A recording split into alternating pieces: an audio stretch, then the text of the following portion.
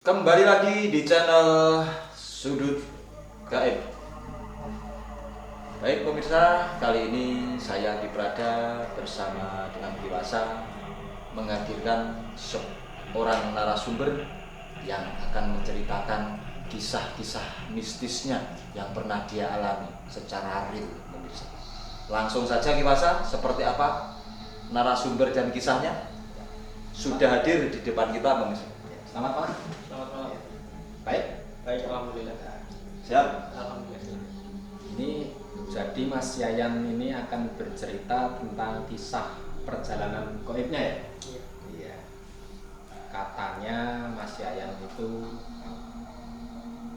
terbawa oleh hal-hal gaib di akal pikirnya. Jadi setengah kemasukan.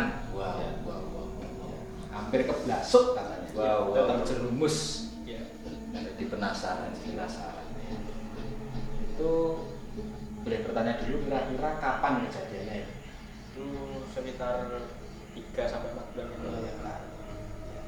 Bisa diceritakan itu kisahnya, awal mulanya kejadiannya itu seperti apa? Bisa. Ya, monggo. Sebelumnya itu kan saya saya mau pulang itu, saya menghidupkan motor, melihat pandum bensin itu habis.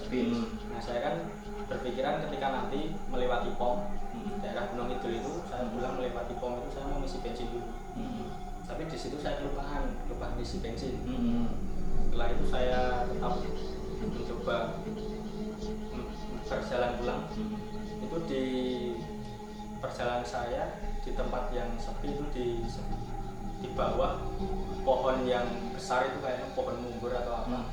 Yang kirinya itu ada tempat pemancingan atau tempat untuk menampung air petani. Oh iya. Nah, itu gelap sekali, tidak ada penerangan. Ya.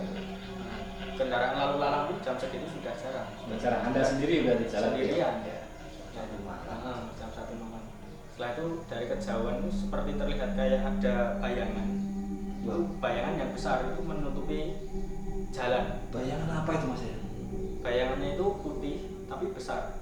Tingginya kalau dikira-kirakan sekitar 3 meteran.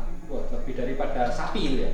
Iya, besar itu ya. Ya, tinggi sekali lah, itu menutupi bahu jalan. Itu saya lihat semakin dekat itu sosoknya seperti macan tapi putih. Macan sampai putih. Ya, macan putih yang sedang Macan putih Mas. tengkurap. Tengkurap. Ya, tengkurap kayak duduk. Duduk Ini ini ya? ya. Duduk gitu ya. Di tengah jalan. Di tengah jalan.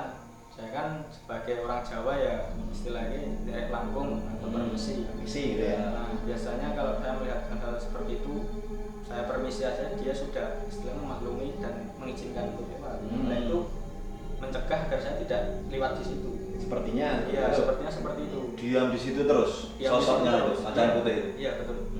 Akhirnya Saya mencoba lewat, cari celah jalan yang masih istilahnya di bawah trotoar itu ada jalan sedikit lah, saya lewat di situ. Setelah itu saya bergegas pulang mencapai di Gapura perbatasan Sukoharjo dengan Gunung Kidul itu. Gapura itu kan hanya kiri kanan, Gapura besar putih itu. Iya. Tapi itu saya lihat itu sepertinya Gapura itu seperti Gapura naga yang kembar itu. ya, berubah gitu. Iya, saya perasaan saya itu liwatnya itu Gapura perbatasan itu, tapi yang saya lihat secara langsung pas jalan pulang itu bukan Gapura itu. Bukan Gapura itu.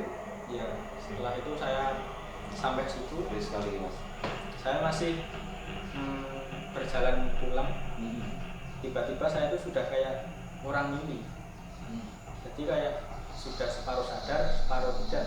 Yang pikir saya itu saya istilahnya sudah di rumah, sudah nyaman, sudah tidur. Ternyata saya itu Masih bangun di perjalanan. masih di perjalanan. Ya ampun Mas. Nah, itu dari masuknya itu masih Gunung Kidul, perbatasan Sukoharjo. Jarak tempuh ke rumah saya itu sekitar masih 30 menitan. Nah, tetapi saya setelah itu terbang, itu sudah berada di Selong. Maksudnya tersadar gitu ya? Iya, tersadar. gitu ya. Jadi pas kondisi jalan naik motor itu nggak sadar berarti ya? Tidak sadar kan? Seolah-olah sedang tidur gitu Iya, ya? sedang tidur di rumah seperti itu. Terus Sampai di sana itu sebelum saya terbangun sadar itu saya mendengar bisikan atau panggilan itu dari adik saya. itu bisikan ke saya itu minta, Mas nanti kalau pulang belikan sate. Nah setelah itu saya langsung bisa terbangun dan sadar itu melihat Gapura selamat datang Selo Boyolali itu. Loh. Itu bisa sampai sana ya? Tahu sampai Selo Boyolali. Iya. Padahal rumah Mas Yayan cuma Sukarjo ya. Iya. Berarti gini ya? Iya, memang gini ya? jauh. Itu Memang dari saya pulang itu jam 1, saya melihat jam pertama kali dan sadar itu melihat HP itu jam setengah 4. Setengah 4 pagi. Dari perjalanan mulai jam 1. jam 1 Iya. sampai setengah 4. Wah. Saya 2 jam setengah itu Jam setengah. Anda berkendara dengan sepeda motor itu setengah sadar posisinya. Apa nggak sadar? Bahkan mungkin nggak sadar malah. Oh, nggak sadar. Oh iya. Terus setelah itu, Pemirsa. setelah sampai di Selo, sampai di Selo itu kan kalau arah jalan pulang saya kan mesti turun. harus kembali Iya. lagi. Iya, harus kembali lagi. Setelah itu saya turun ke bawah. Yang saya dengar dari bisikan adik saya atau panggilan dari adik saya tadi, Mas belikan sate. Ya. Tepat di situ ada tukang sate, hanya Oh, satu itu. Hanya satu itu. Iya. Tapi itu tukang sate beneran atau? Menurut saya itu beneran. Beneran. Tapi naiknya itu naik sepeda kebun itu. Oh, naik sepeda ke Bonda. Ya pakai topi yang besar, kayak caping yang besar. Nah itu hanya di situ, itu jalan sepi. Ya saya pertama kali itu nggak beli tapi tanya, Mas jalan arah pulang itu di mana? Ya tukang satenya malah tanya, dan jenengan dari mana? Saya dari mana Mas? Terus saya bilang saya dari Gunung Kidul mau pulang ke Sukoharjo. Lah malah tukang satenya ini Bingung malah ya. Iya, arah Sukoharjo bukan sini Mas, jenengan itu istilahnya sudah melenceng jauh ya. Nah setelah itu saya beli lah. Nah beli sate itu sampai rumah itu sekitar jam 5 pagi. Nah saya sampai rumah tiba-tiba adik saya itu keluar rumah dari posisi tidurnya. Kata ibu saya di posisi tidurnya itu dia langsung lari buka pintu saya dan minta sate. Padahal sebelum saya berangkat dari rumah itu tidak ada kata-kata dia minta sate ataupun WA atau istilahnya ngabari minta sate itu nggak ada. Tapi tiba-tiba adik saya terbangun dari tidur langsung lari minta sate. Dan saya kebetulan. ya setelah kebetulan itu. Setelah itu saya kasihkan satenya itu. Nah tapi pas saya merasa tidak sadar itu kayak saya tidur di situ. Tapi arah saya pulang itu bukan arah saya pulang ke istilah dari utara ke selatan itu bukan.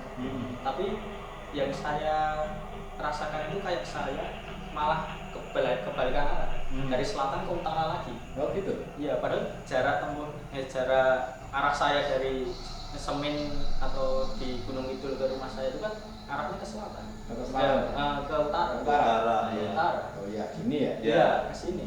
Tapi saya merasa itu saya malah dibalikkan arah ke sana. Melenceng gitu ya. Iya, melenceng. Setelah itu dari saya beberapa hari itu masih memikirkan itu. Gitu. Iya, masih kayak teringat di pikiran. Saya cerita sama teman-teman yang di Gunung Kidul. Terus saya dapat informasi dari teman-teman Gunung Kidul itu katanya memang di situ ada sosok macan yang tadi. Macan putih itu Iya. ya. Itu macan putihnya berloreng atau cuma putih aja polosan gitu? Yang loreng itu hanya di kepala dan punggung, tapi badannya itu bersih. Oh gitu, kepala dan punggung yang loreng. Iya, tapi kakinya itu kayak kuda kan ada sepatu kuda itu. Nah itu kan kayak terungkuk ini, nah sepatu kudanya itu warnanya emas. Oh gitu, ini macan kayak ada kakinya emas gitu ya? Kakinya Kakinya sepatu emas emas gitu. itu. Kata dari istilahnya dari cerita masyarakat di situ ketika melihat sosok itu sebenarnya tidak ganggu.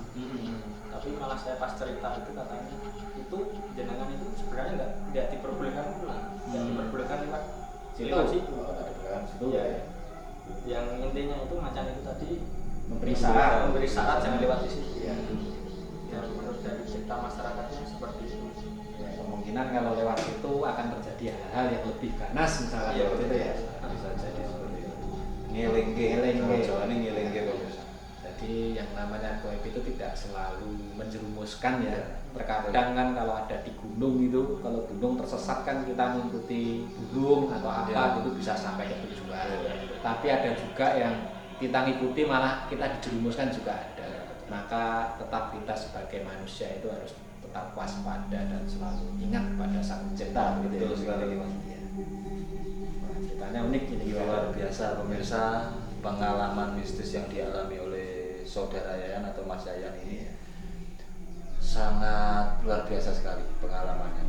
Mungkin ada pertanyaan Mas Yayan. Iya.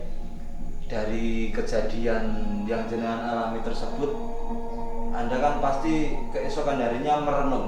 Iya. Saya tuh kemarin kok mengalami seperti ini, ada apa sebenarnya? Ada petunjuk apa sebenarnya gitu? Apa yang jenengan simpulkan dari kejadian itu, Mas? Dari situ bertepatan dengan saya hari itu. Selang waktu beberapa hari saya mencari informasi tentang istilahnya apakah ada yang pernah seperti saya. Ya setelah itu ada salah satu pedagang di pasar itu ketemu saya di angkringan.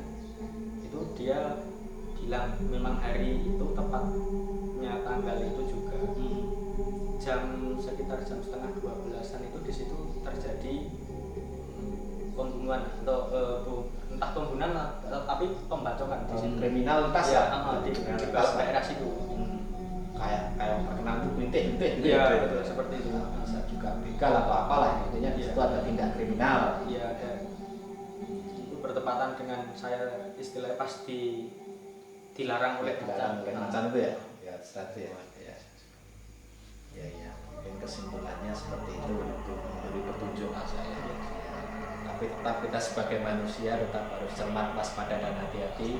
Yang namanya gaib kita tidak bisa percaya kecuali pada Sang Pencipta saja. Kemungkinan kalau ini pas operasi yang baik, gitu. Kadang kan ada juga yang buruk. Iya. Alhamdulillahnya ini Mas saya ketemu yang baik. Tapi apapun itu yang namanya gaib kita, saya ulang lagi, sebagai manusia harus cermat, waspada dan hati-hati. Tetap jangan lupa selalu biar pada Sang Pencipta. Jangan lupa untuk pemirsa ketika ingin bepergian selalu berdoa, minta pertolongan, minta perlindungan kepada Sang Pencipta. Itu ya kira-kira. Siap, dewasa. Monggo. Siap. Baik, terima kasih Mas Yayan atas waktunya, atas kisah cerita pengalamannya.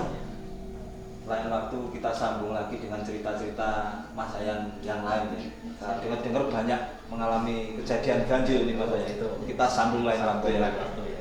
Baik, mungkin sekian dulu pemirsa. Tetap ikuti channel kami, dukung channel kami dengan cara like, comment, subscribe, and share ya pemirsa. Terima kasih banyak, sampai berjumpa lagi di episode selanjutnya. Salam sudut gaib.